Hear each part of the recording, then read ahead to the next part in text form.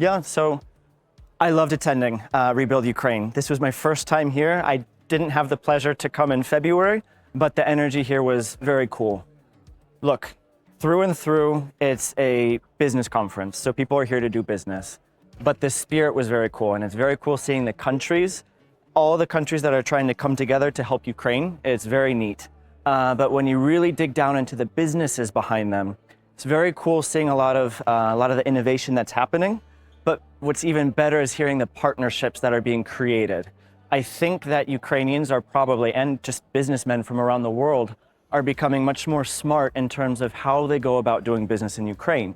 And that's through building coalitions and through building partnerships. This is what really makes the ultimate project more attractive to investments and to investors, because you see there are more stakeholders involved, so there's more stability to the project.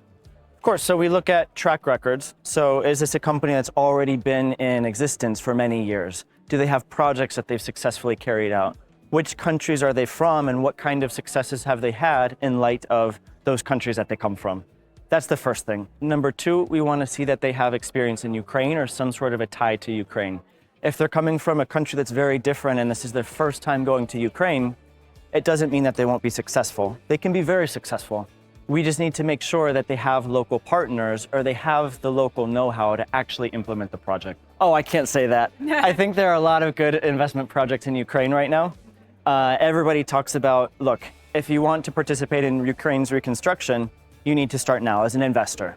So I know that a lot of investors are waiting to write those checks, which is sad and it's an unfortunate reality. But investors, the smart ones, I know that they're already starting to do their due diligence. They're already starting to build those ties with the local community. So it can be really hard for an entrepreneur or a Ukrainian who's wanting to get investor support for their project in Ukraine.